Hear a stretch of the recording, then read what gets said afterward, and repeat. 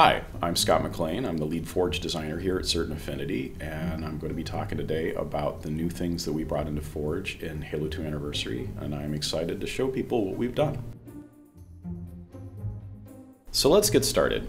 Let's hit X and open up the Place Object menu and scroll down the available palettes, and you'll notice that underneath the Gadget palette we have a new Scripting palette. Let's hit A and open up the scripting palette, and you'll see that we have switches, timers, and triggers. And we're going to go ahead and take a look at the switches palette. So hit A and we'll open that up. And we have switch on, switch off, and switch toggle. And they pretty much do what you would expect them to. You use switch on to turn things on, switch off to turn things off, and a switch toggle will cause the object to toggle between on and off depending whatever state it currently is in. So let's go ahead and put a switch toggle in, and let's move it over here so we can see a little bit better. And then I want to go ahead and hit X and open up the object properties, and you'll see under the object properties we have team, physics, spawn time, advanced, and then we also have a new scripting one. Let's go ahead and hit A and open up the scripting properties, and you'll see underneath that there's a bunch of different new options. We've got spawn channel, can despawn, power channel. We're not going to worry about those for right now. Almost all of the scripting in H2A Forge uses the broadcast channel. Broadcast channels, you can think of them kind of like on or off switches. They're the state of the switch, the state of the channel is set to on or off, and that information is conveyed to objects that are listening to things on the same broadcast channel, and changes to the channel, changing it from on or off, are propagated out to objects that are listening for that. By default, channels are turned off. So I want to come in here and take a look at the broadcast channel. You'll see that right now it's set to -1. -1 is a default state. It means it's not broadcasting. But if you scroll left to right, we've got 1, 2, 3. It goes down to 63. 0 to 63 channels there are, which leaves us with 64 different channels that we could possibly be broadcasting scripting on. So I'm going to go ahead and set the broadcast channel on this toggle switch to 1 and hit B to exit out. And I'm going to unselect that, and then I'm going to go over here and hit X to place object. I'm going to go ahead and get back out of this palette and hit B a couple times, and we're going to go up to the Gadget palette. Let's hit A and open that up, and now a lot of the objects in the Gadgets palette have been adjusted so that they work with the Halo 2 Anniversary scripting system. So for example, let's go into the Explosives palette and let's place a fusion coil in here. So I'm going to hit A and place a fusion coil, and we're going to move it over here, and I'm going to set that down very gently, and then let's go ahead and hit X and pull up the object options and hit A to go into the scripting menu. And let's go down to broadcast channel, and let's set the broadcast channel on the fusion coil to 1 also. This is the same broadcast channel that the toggle switch is using. Let's hit B twice to go out, and we'll unselect that. Let's hit up on the D-pad and we'll go into play mode, and we'll show you how this works. Now notice when I'm next to the switch, I get a prompt to hold X to use. So when I do that and hold down X, boom. The fusion coil explodes. That's because the fusion coil is listening to channel 1, and channel 1 has been defined as on. I'm going to hit X again. Now channel 1 has been defined as off. Let's go back into edit mode, and this can be used to do other things. So for instance, let's go back into the Place Object menu and go up, and then scroll down, and you'll see at the bottom of the Gadgets menu we have a new palette called Map Gadgets. Let's go ahead and hit A to go into that. This is where we placed all of the dynamic objects that we developed for the multiplayer maps. And you scroll down and see we have the EMP towers from Bloodline. We scroll down, we have the garage door from Zanzibar, our Stone Town remake. And let's go ahead and put the garage door in. Let's put this in a world to rotate it so that we can see it. And let's hit X to open up the objects, and hit A to go in the scripting menu, and go down to the broadcast channel, and we're going to set broadcast channel for the door also to 1. And let's go ahead and jump into the play mode and go over to the switch. And then this time when I hold X to use the switch and use that, you'll see that not only does the fusion coil blow up, but that's still on the same broadcast channel, but the garage door also animates. It's also worth noting that the on-off state of a broadcast channel is persistent. So if I come over here and use the switch again and define broadcast channel 1 to on, and you'll see that the garage door animates to its open position. Now if I come up into edit mode and duplicate the garage door, and I'm going to go ahead and press down on the D-pad and duplicate the garage door, you'll see that the duplicate of the garage door comes in already open. Now that makes sense. I duplicated the garage door when it was open, and the copy comes in already opened up. That matches what your expectation would be. But because the broadcast channel 1 is persistent and it's currently defined as on, if I were to come into the place object menu and place a new garage door, now you see this one comes in or set up in its closed state. And if I go into the object options, and I'll hit X and do that, and in scripting, and you'll see the broadcast channel is set to -1. That's default. And -1 means it won't receive any broadcast information. But if I change that to 0 and then to 1, boom, you'll see that the garage door instantly opens because the state of broadcast channel 1 is already set to on. So the next thing I want to talk about is timers. Let's go into the place object menu and go to scripting. And then underneath switches, you'll see that there's timers. And inside timers, we've got a bunch of different options. There's on once, off once, toggle, and toggle once. On, off, and toggle change their broadcast channel definition from either on or off, or switch between the two every timer interval. The once variants, on once, off once, and toggle once, will only do that one time, and then they'll wait to be activated again before they do that. So let's go down to timer toggle and place a timer toggle in the world. And I'm going to pull that over here and set that down. And I'm going to hit X to pull up the object's properties and go into the scripting menu. And then you can see we have spawn channel, can despawn, power channel, broadcast channel, and timer user data. Broadcast channel works the same way for timers as it does for switches. You define which channel you want it to be, and then as the timer activates, it will change the definition for that channel to either on or off or toggle between, depending on what it is. This particular one will toggle. And underneath broadcast channel, you see that we have something called timer/user data. User data is something Forge authors from previous versions of Halo will be familiar with. It's a method by which game mode objects can be affected in different ways. But for the timers, we also use that to define the time interval that the timer will be firing off on. As you move left or right, you add 1, 2, 3, etc. That's the number of seconds that each interval will fire. So we're going to go ahead and set this on 2. And so this timer will toggle its broadcast channel every 2 seconds between 1 and 2, or between on and off. When we go up to broadcast channel, we'll go ahead and define this as broadcast channel 1 and unselect this. So let's go ahead and test it out. Let's go into hit X to go into the place object menu, and I'm going to hit B to go back up a couple times into let's go into the gadgets menu. When we scroll down, we'll get to the lights section of the gadgets menu. And go ahead and hit A to put in a red light here. Now, lights have existed in Halo for quite some time, but for Halo 2 Anniversary's Forge Edition, we hooked them up to the scripting system. So they respect the broadcast channel inputs, although it's worth noting that lights behave backwards. So if you want to turn a light off, you have to set its broadcast channel to on, and if you want to turn one on, you set its broadcast channel to off. So let's go ahead and open up the object properties and go into the scripting property, and let's go down and set the broadcast channel to 1, which is what the timer toggles on. And you see now the light every 2 seconds will turn on and off. Now if I go back into the timer toggle and select that and go into the object options for that,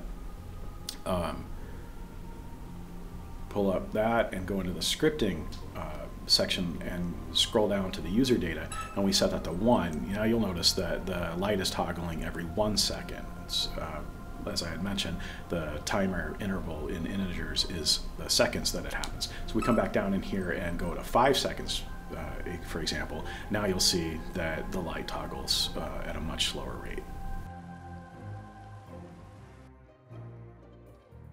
I'd like to talk about power channels now. Power channels are the method by which Forge authors can govern whether or not scripting objects function. Let's go ahead and open up the properties for this timer toggle here, and I'll show you what I'm talking about. Let's hit X and pull up the scripting menu, or the scripting properties, and you go down and you see power channel and broadcast channel and timer user data. Now, power channel is a listening channel, and if we were to define this, other scripting objects could define on or off for a broadcast channel. And if the broadcast channel was set to the same as the power channel here, then this timer toggle here would either turn off or turn on based on the definition of that channel. So let's go ahead and set the power channel for this timer toggle to 63. And you'll notice when we do that, the light stops flashing on and off. That's because I've already got a switch toggle over here that if I pull up the option or properties for that and see, you can see that broadcast channel for this switch toggle here has also been set to 63, and I've already set, using the switch toggle, set the definition for channel 63 to 0 or to off. So if I jump into play mode and come up here and use this switch toggle, you'll see that the light starts turning on and off because now the power setting or the power channel for the timer toggle here has been turned back on.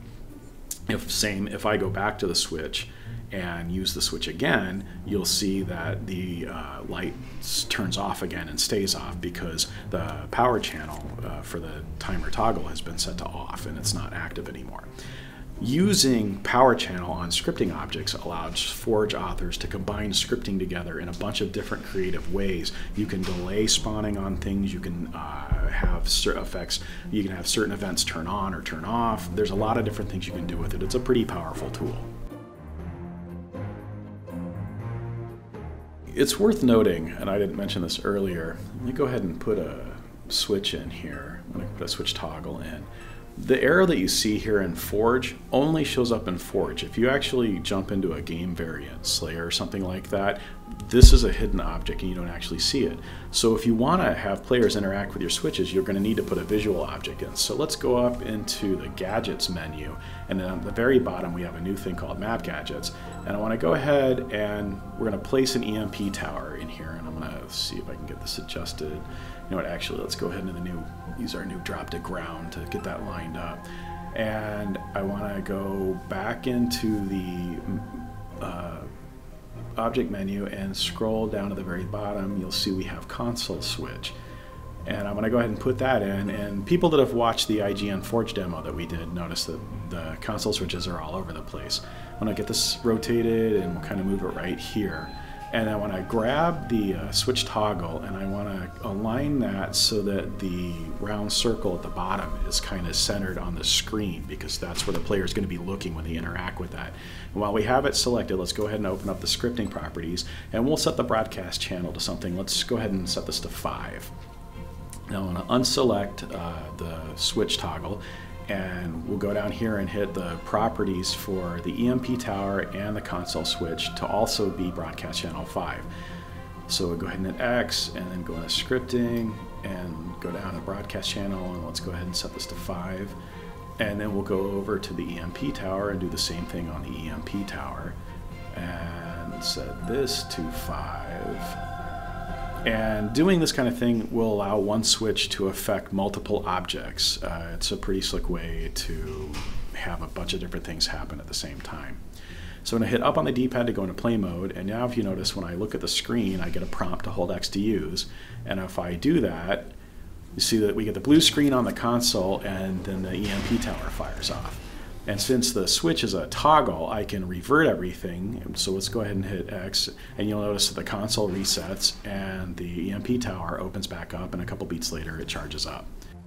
So in addition to the console switch, there's a couple other switches we can place in the world to let players know where they can interact with. We've got the garage door switch, and then we also have, if we go back up to the top of the map gadget, we have a regular switch.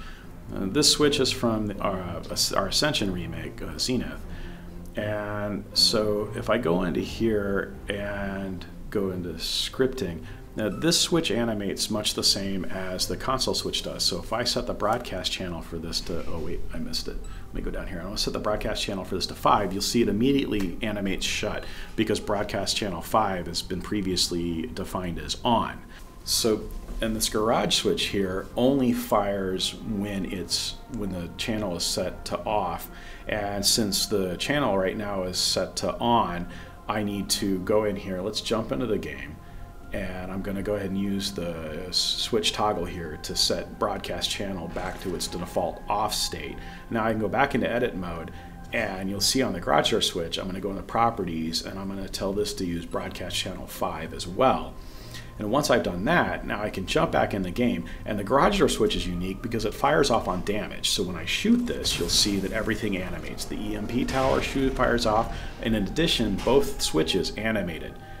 But this is only, the garage door switch only works on damage. There's no way to revert it by itself. So to have it come back, I have to go over here to this toggle switch and use that to redefine channel 5 to off, and you'll see that the garage door light comes back on and I can shoot it, and now everything fires off again. There's a really great variety of things that you can do to combine things for interesting scripting. So I'd like to talk about spawning objects with the simple scripting system. So I've got this platform I've built in Nebula, and let's go down here and hit X to go into the place object menu, and we'll go down to vehicles, and let's put one of the new Hornets in. So we'll get that centered here on the landing pad and set that down, and let's go ahead and hit X to go into the object options and go down to scripting. And the scripting choices for vehicles and weapons are limited to spawn channel and can despawn. Now, spawn channel is the channel that the object will use to listen to whether or not it should spawn in. We're going to go ahead and set that to 1. And then under can despawn, now can despawn means that if the broadcast channel it's listening to on the spawn channel is set to off, then the vehicle will despawn. Now, vehicles that despawn through the scripting system do so in a very explosive manner, if you get my drift. I'm going to go ahead and set that to true, and we're going to back out, and we want to go up to the advanced, and this is existing functionality. Place at start is by default set to true. We're going to set that to false so that it doesn't show up when the map starts. It won't show up until we use the scripting system to call it in. Now that the Hornet's set up, now let's go back into the place object menu and go up and go into the scripting and go into switches, and we'll put a switch toggle in. We'll kind of move this over here, and I want to hit X to open up the object options, and we'll go down into scripting, and under scripting we're going to go down to broadcast channel, and we're going to set the broadcast channel for this switch toggle to also be 1, so that now when players activate this switch in game, it'll govern whether or not the Hornet spawns in or despawns. But as I had mentioned, this switch toggle doesn't show up in game modes, and the way the scripting code or the spawning code works, we need to actually be in a game mode, like Slayer for instance. So we're going to need to place something visible in the game so that players can understand where the switch is at.